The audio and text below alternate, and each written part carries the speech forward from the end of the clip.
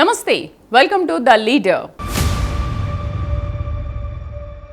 ఒక సాధారణ పల్లెటూరి కుటుంబం, చిన్నతనంలోనే తండ్రిని కోల్పోయిన బాల్యం. అయినా చదువుపై మాత్రం రాజీ పడలేదు. డాక్టర్ కావాలన్న లక్ష్యంతో ఎంబీబీఎస్ చదివారు. కానీ చేతిలో స్టెథోస్కోప్ ఉండాల్సిన యువకుడు కొద్ది కాలానికి చేతిలో ప్లకార్డు పట్టుకుని రోడ్డుపైకి వచ్చారు. విద్యార్థుల సమస్యల కోసం పోరాడారు. నిరుద్యోగుల కోసం గళమెత్తారు. పోలీసుల ఆంక్షలను ఎదుర్కొన్నారు. అరెస్ట్ అయ్యారు. ఒక్కసారి కాదు, ఎన్నోసార్లు జైలుకు వెళ్లారు. కానీ పోరాటం మాత్రం ఆపలేదు. ఒక దశలో జైలు గోడల మధ్య ఉన్న ఆయనను స్వయంగా రాహుల్ గాంధీ పరామర్శించారు. ఆ తర్వాత ఎన్నికల బరిలోకి దిగారు. ఓడిపోయారు. కానీ ఆ ఓటమితో కుంగిపోలేదు. అదే రాజకీయ ప్రయాణంలో మరో మెట్టుగా మార్చుకున్నారు. ఇప్పుడు ఎమ్మెల్సీగా, ప్రభుత్వ విప్గా కాంగ్రెస్ పార్టీలో కీలక బాధ్యతల్లో ఉన్నారు. తారుపల్లి నుంచి తెలంగాణ రాజకీయాల వరకు బల్మూరి వెంకట్ నరసింహరావు ప్రయాణం ఎలా సాగింది? ఆయన రాజకీయాలనే ఎందుకు ఎంచుకున్నారు? పోరాటేలే ఆయనకు రాజకీయ పునాదిగా ఎలా మారాయి? చూద్దాం. 1992లో తెలంగాణలోని పెద్దపల్లి జిల్లా కాల్వ శ్రీరాంపూర్ మండలం తారుపల్లి గ్రామంలో బల్మూరి వెంకట్ నరసింహరావు జన్మించారు. సాధారణ కుటుంబంలో పుట్టిన వెంకట్కు చిన్న వయసులోనే తండ్రిని కోల్పోయిన విషాదం ఎదురైంది. తండ్రి లేకపోవడంతో కుటుంబంలో అమ్మ, అన్నయ్య, వెంకట్ ఈ ముగ్గురి చుట్టూనే జీవితం సాగింది. చిన్న వయసులోనే కుటుంబ పరిస్థితులను దగ్గరగా చూసిన వెంకట్ కష్టాల మధ్య చదువును కొనసాగించారు. భవిష్యత్తులో డాక్టర్గా స్థిరపడాలన్న లక్ష్యంతో వైద్య విద్యను అభ్యసించారు. ఎంబీబీఎస్ పూర్తి చేశారు. వైద్య వృత్తిలోకి వెళ్లితే ఒక వ్యక్తిగా తన కెరీర్ను నిర్మించుకోవచ్చు, మంచి జీవితాన్ని గడపొచ్చు. కానీ వెంకట్ ఆలోచన మాత్రం అంతకంటే పెద్దదిగా మారింది. తన చుట్టూ ఉన్న సమాజంలో కనిపిస్తున్న సమస్యలు, ముఖ్యంగా యువత, విద్యార్థులు ఉద్యోగాల కోసం ఎదురుచూస్తున్న నిరుద్యోగుల పరిస్థితులు ఆయన్ను రాజకీయాల వైపు మళ్లించాయి.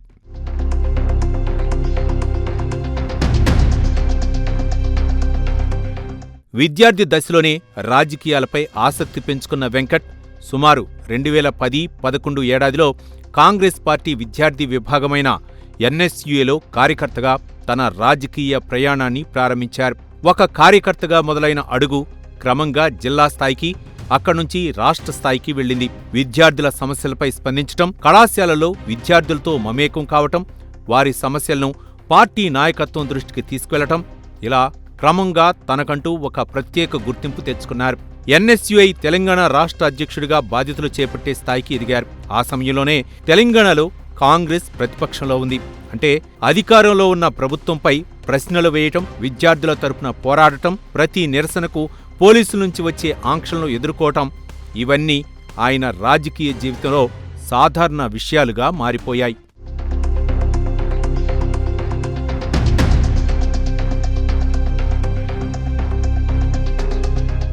ఎన్ఎస్యుఐ నాయకత్వ బాధ్యతలు చేపట్టిన తర్వాత వెంకట్ రాజకీయ శైలి మరింత స్పష్టమైంది. పదవిలో కూర్చొని ప్రకటనలు చేయటం కంటే సమస్య ఉన్న చోట ప్రత్యక్షంగా ఉండటానికే ప్రాధాన్యమిచ్చారు. విద్యార్థులు, నిరుద్యోగుల సమస్యలపై ఆందోళన నిర్వహించారు.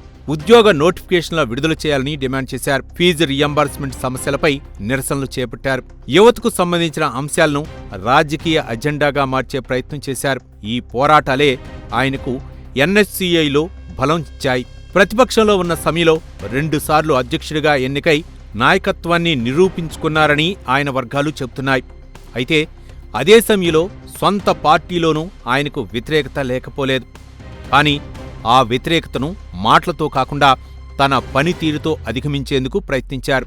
తనతో విభేదించిన వారిని కూడా తన పనితో మెప్పిస్తూ విద్యార్థి నాయకుడిగా తన స్థానాన్ని బలపరుచుకున్నారు.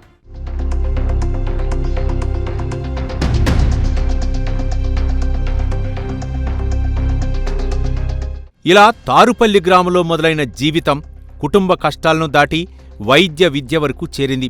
అక్కడ్నుంచి రాజకీయాల వైపు మళ్లింది.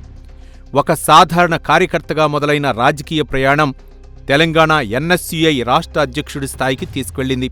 కానీ అసలు బల్మూరి వెంకట్ను రాజకీయాల్లో ప్రత్యేకంగా నిలబెట్టింది ఆయన చేపట్టిన పోరాటాలే. ఆ పోరాటాలు, ఆ అరెస్టులు, ఆ కేసులు, ఆ గాయాలే ఆయన రాజకీయ జీవితానికి మరో ముఖాన్ని పరిచయం చేశాయి.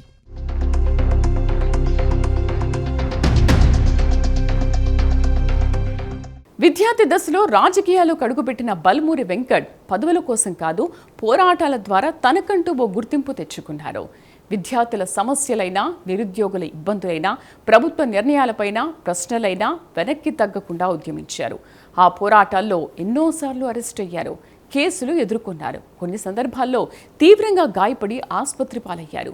జైలు జీవితం కూడా ఆయన రాజకీయ ప్రయాణంలో భాగమైంది. అంతేకాదు, జైల్లో ఉన్న సమయంలో కాంగ్రెస్ అగ్రనేత రాహుల్ గాంధీ స్వయంగా వెంకట్ను పరామర్శించి ధైర్యం చెప్పారు. ఇందుకీ విద్యార్థి నాయకుడిగా వెంకట్ చేసిన పోరాటాలు ఏంటి? ఎలాంటి పరిస్థితుల్లో అరెస్టులు, కేసులు ఎదుర్కొన్నారు? ఆ పోరాటాలే ఆయనకు రాజకీయంగా ఎలా బలాన్ని తీసుకొచ్చాయి? Let's watch. రాజకీయాల్లో కొంతమంది నాయకుల ప్రయాణం పదవులతో మొదలవుతుంది, మరికొందరి ప్రయాణం పోరాటాలతో మొదలవుతుంది. బల్మూరి వెంకట్ రెండో కోవకు చెందిన నాయకుడిగా తనను తాను నిలబెట్టుకున్నారు. విద్యార్థుల సమస్యపై ఆందోళన, నిరుద్యోగుల కోసం ధర్నా, ప్రభుత్వాన్ని ప్రశ్నిస్తూ నిరసన, పోలీసుల ఆంక్షలు, అరెస్టులు, జైళ్లు మళ్లీ బయటకు వచ్చి మళ్లీ పోరాటం. ఇదే ఆయన రాజకీయ జీవితంలో కనిపించిన ప్యాటర్నర్. ఒక దశలో కేసుల సంఖ్య కూడా భారీగా పెరిగింది. ఆయన ఎన్నికల అఫిడవిట్లో నమోదైన కేసుల వివరాలు రాజకీయ జీవితంపై ఒక ప్రత్యేక ముద్ర వేశాయి. అయితే ఆయన అనుచరుల వాదన ఏమిటంటే, వీటిలో అనేక కేసులు విద్యార్థి, నిరుద్యోగ ఉద్యమాల సందర్భంగా నమోదైనవే. పోరాటాల సమయంలో తీవ్ర గాయాలయ్యాయని, ఆసుపత్రిలో చికిత్స తీసుకున్నారని ఆయన వర్గాలు చెబుతున్నాయి. ఈ పోరాటాల మధ్యే ఒకరోజు జైలు గోడల మధ్యకు వెళ్లిన వెంకట్ను స్వయంగా రాహుల్ గాంధీ పరామర్శించారు.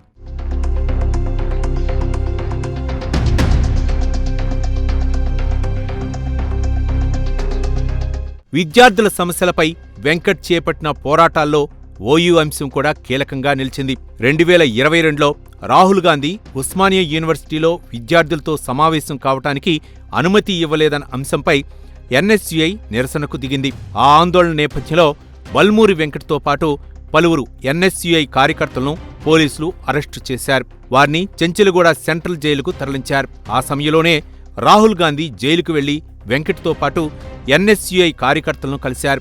జైలు గోడల మధ్య ఉన్న విద్యార్థి నాయకుడిని పార్టీ అగ్రనేత పరామర్శించడం వెంకట్కు రాజకీయంగా ఒక ప్రత్యేక గుర్తింపును తీసుకొచ్చింది.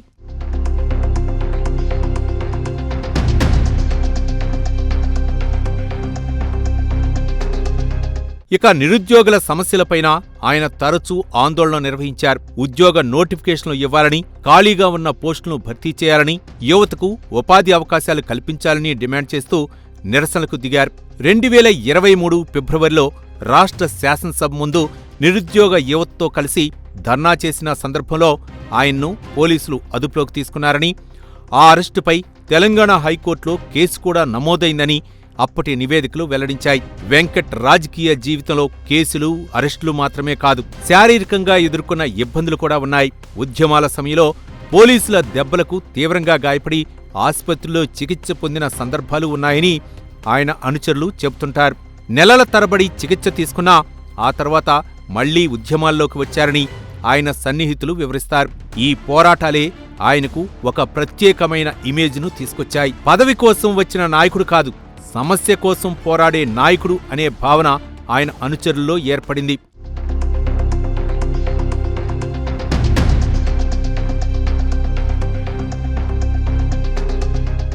అయితే రాజకీయాల్లో పోరాటం చేస్తూ ముందుకు వెళ్లటం అంత సులభం కాదు. ప్రతి నిరసన వెనుక ఒక కేసు ఉండొచ్చు, ప్రతి అరెస్టు వెనుక ఒక రాజకీయ విమర్శ ఉండొచ్చు, ప్రతి ఆందోళన తర్వాత పార్టీలోనే ప్రశ్నలు రావచ్చు. అయినా వెంకట్ తన రాజకీయ శైలిని మార్చుకోలేదు. తనకు వచ్చిన అవకాశాలను పోరాటాల కోసం ఉపయోగించుకున్నారు.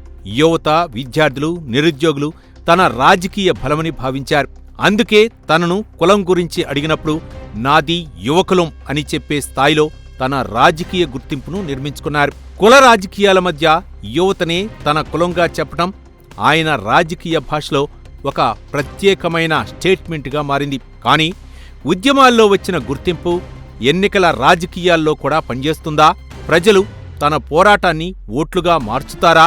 ఎన్ఎస్యుఐ రాష్ట్ర అధ్యక్షుడిగా ఉన్న యువ నాయకుణ్ణి కాంగ్రెస్ పార్టీ అసెంబ్లీ ఎన్నికల బరిలో నిలబెడితే ఫలితం ఎలా ఉంటుంది? ఈ ప్రశ్నలకు సమాధానం చెప్పాల్సిన సమయం వచ్చింది. అదే హుజూరాబాద్ ఉప ఎన్నిక. పోరాటాలతో నాయకుడిగా గుర్తింపు తెచ్చుకున్న బల్మూరి వెంకట్ ఇక ప్రత్యక్ష ఎన్నికల రాజకీయాలు తన అదృష్టాన్ని పరీక్షించుకున్నారు. ఉద్యమాల్లో తన వెంట నడిచిన యువత ఓటర్లుగా మారితే తనకు అండగా నిలుస్తారని భావించారు. కానీ ఆయనకు ఎదురైన తొలి ఎన్నికల పరీక్షే ఊహించని ఫలితాన్నిచ్చింది.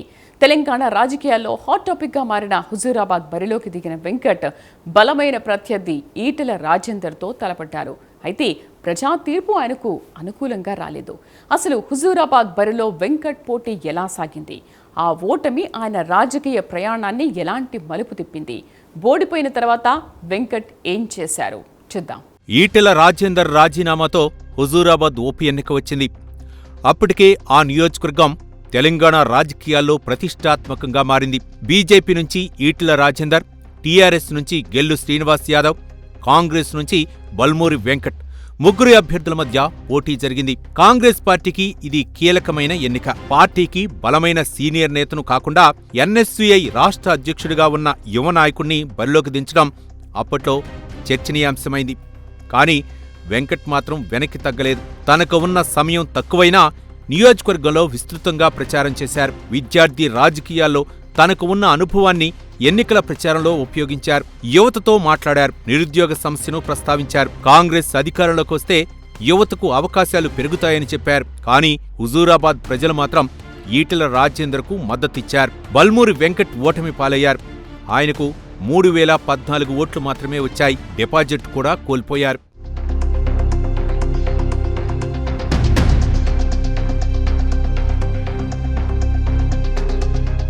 రాజకీయంగా చూస్తే అది పెద్ద ఎదురుదెబ్బే. ఎందుకంటే ఒక రాష్ట్ర స్థాయి విద్యార్థి నాయకుడిగా ఉన్న వ్యక్తి ప్రత్యక్ష ఎన్నికల్లో పోటీ చేసి భారీగా వెనుకబడటం అంటే తన రాజకీయ భవిష్యత్తుపై ప్రశ్నలు రావటం సహజం. వెంకట్ రాజకీయాల్లో ఇక ఎదగలేరా అనే చర్చ కూడా జరిగి ఉండొచ్చు. కానీ వెంకట్ మాత్రం ఆ ఓటమిని తన రాజకీయ జీవితానికి పులిస్టాప్గా చూడలేదు. అదే ఆయన ప్రస్థానంలో కీలకమైన విషయం. ఎన్నికల ఫలితం వచ్చిన తర్వాత చాలామంది రాజకీయ నాయకులు కొంతకాలం ప్రజలకు దూరంగా ఉంటారు. కానీ వెంకట్ మాత్రం పార్టీ కార్యక్రమాల్లో మరింత చురుగ్గా కనిపించారు. యువతతో సమావేశాలు కొనసాగించారు. కాంగ్రెస్ కార్యక్రమాల్లో పాల్గొన్నారు. ప్రభుత్వంపై పోరాడిన సమయంలో ఉన్న అదే దూకుడుతో పార్టీ కోసం పనిచేస్తూ వచ్చారు. ఓటమి తనను నిరుత్సాహపరచలేదనే సంకేతాన్ని పార్టీ నాయకత్వానికి ఇచ్చారు. ఒక ఎన్నికలో ఓడిపోయినా పార్టీ పట్ల తన నిబద్ధత తగ్గలేదని నిరూపించే ప్రయత్నం చేశారు.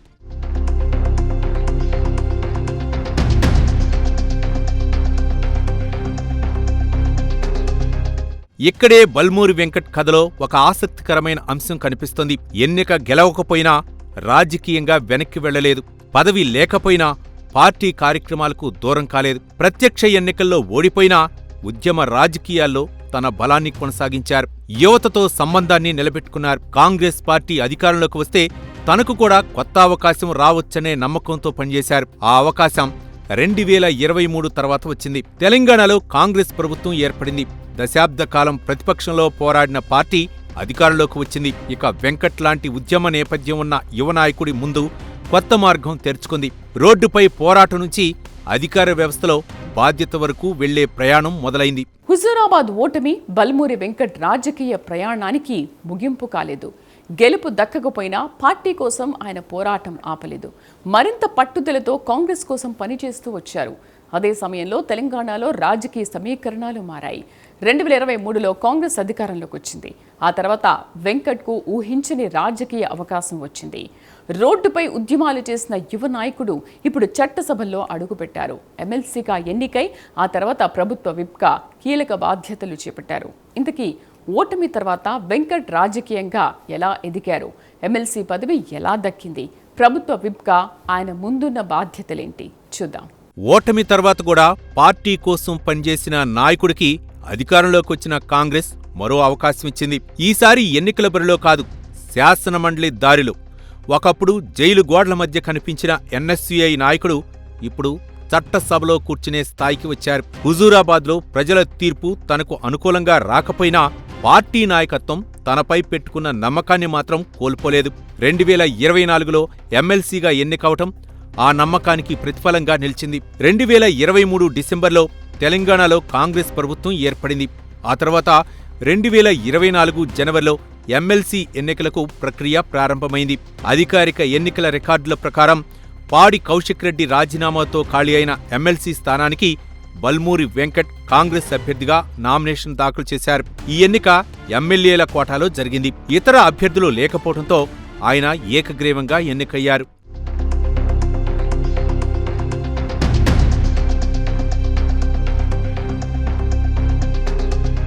ఇక ఇది వెంకట్ రాజకీయ జీవితంలో చాలా పెద్ద మలుపు. ఎందుకంటే 2021లో ప్రత్యక్ష ఎన్నికల్లో ఓడిపోయిన వ్యక్తి కేవలం 3 ఏళ్లలోనే చట్టసభ సభ్యుడయ్యారు. ఓటమి తర్వాత రాజకీయంగా మరింత కష్టపడటం, పార్టీ కోసం నిరంతరం పనిచేయటం, యువత విద్యార్థుల సమస్యలపై తన స్వరాన్ని కొనసాగించడం, ఇవన్నీ కలిసి ఆయనకు మరో అవకాశం తీసుకొచ్చాయి. ఇక నుంచి వెంకట్ రాజకీయ బాధ్యత కూడా మారింది. రోడ్డుపై నినాదాలు చేయటం ఒకటి, శాసనమండలిలో సమస్యలను ప్రస్తావించడం మరొకటి. ఉద్యమాల్లో వ్యక్తం చేసిన ఆగ్రహాన్ని చట్టసభల్లో చర్చ, విధానం, రాజకీయ వ్యూహంగా మార్చాల్సిన పరిస్థితి వచ్చింది.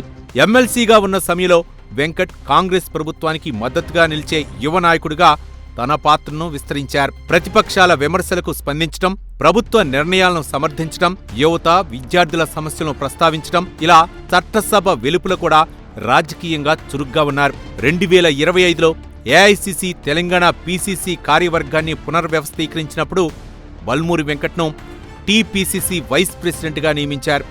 దీంతో ఆయన పార్టీ వ్యవస్థలోనూ మరింత కీలక స్థానాన్ని పొందారు.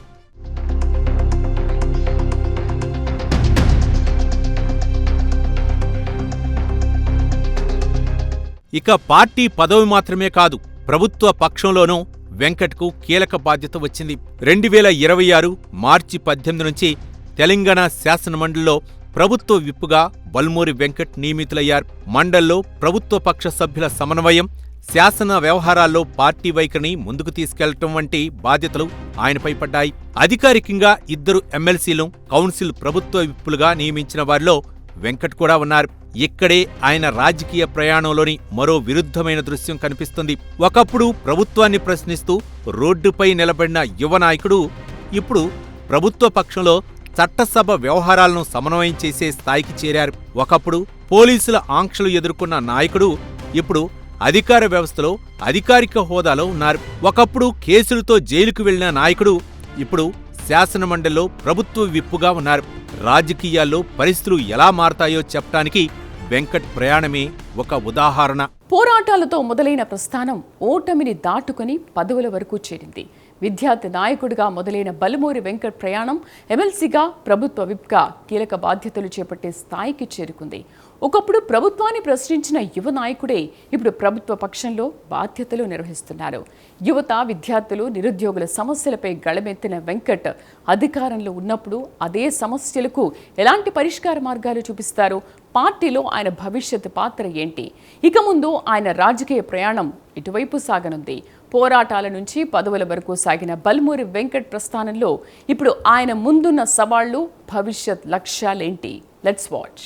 ఒక యువ నాయకుడి ఎదుగుదలను కొలవాలంటే ఆయన ఎన్ని పదవులు చేపట్టాడన్నదే కాదు, ఆ పదవుల వరకు ఎలా వచ్చాడన్నది చూడాలి. బల్మూరి వెంకట్కు రాజకీయంగా అత్యంత బలమైన గుర్తింపు యువతతో ఉన్న అనుబంధం. విద్యార్థి దశలోనే రాజకీయాల్లోకి రావటం, విద్యార్థుల సమస్యలు ఆయనకు కొత్తవి కావు. ఉద్యోగాల కోసం ఎదురుచూస్తున్న యువత, నోటిఫికేషన్ల కోసం ఎదురుచూస్తున్న నిరుద్యోగులు, ఫీజు రియంబర్స్మెంట్ కోసం ఇబ్బందులు పడుతున్న విద్యార్థులు, వీరి సమస్యలను తన రాజకీయ ఎజెండాలో ముందుకు తీసుకెళ్లారు. అధికారంలోకి వచ్చిన తర్వాత కూడా యువతకు సంబంధించిన అంశాలపై స్పందిస్తూనే ఉన్నారు. 2026లోనూ విద్యార్థులు, నిరుద్యోగుల అంశాలపై కాంగ్రెస్ కార్యక్రమాల్లో ఆయన చురుగ్గా పాల్గొంటున్నారు.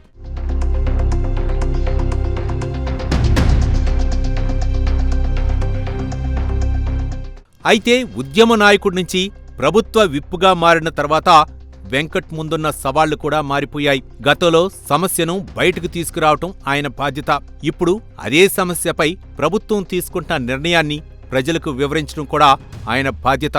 గతంలో ప్రభుత్వాన్ని ప్రశ్నించడం ఆయన రాజకీయ ఆయుధం. ఇప్పుడు ప్రభుత్వ పక్షాన్ని సమర్థిస్తూ ప్రతిపక్ష విమర్శలకు సమాధానం చెప్పాల్సి వస్తోంది. అంటే ఉద్యమ రాజకీయాల నుంచి అధికార రాజకీయాలకు ఆయన ప్రయాణం పూర్తయింది కాదు, అసలు పరీక్ష ఇప్పుడే మొదలైందని చెప్పాలి. ప్రభుత్వ విప్పుగా ఆయన చేస్తున్న రాజకీయ వ్యాఖ్యలు కూడా ఈ మార్పును చూపిస్తున్నాయి. 2026 మేలో బీఆర్ఎస్ నేతలపై కఠిన చర్యలు తీసుకోవాలని డిమాండ్ చేస్తూ కాంగ్రెస్ ప్రభుత్వ తరపున బల్మూరి వెంకట్ మీడియా ముందుకు వచ్చారు. అంటే ఒకప్పుడు ప్రభుత్వానికి వ్యతిరేకంగా ఉద్యమించిన అదే నాయకుడు ఇప్పుడు తన ప్రభుత్వం తరపున ప్రతిపక్షంపై రాజకీయంగా ఎదురుదాడి చేసే స్థాయికి చేరుకున్నారు.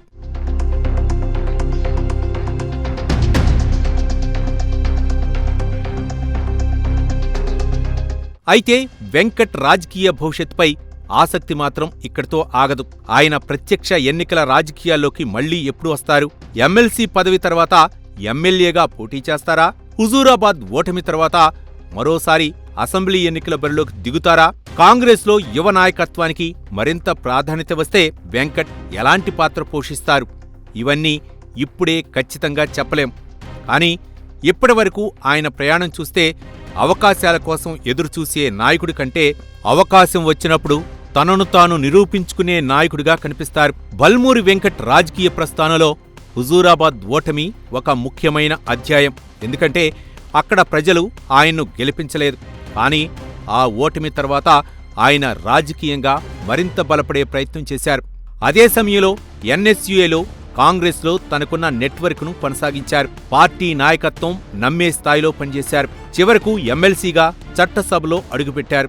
అంటే రాజకీయాల్లో ఒక ఎన్నిక ఓడిపోవటం రాజకీయ జీవితాన్ని ఓడిపోవటం కాదని ఆయన ప్రయాణం చెబుతోంది.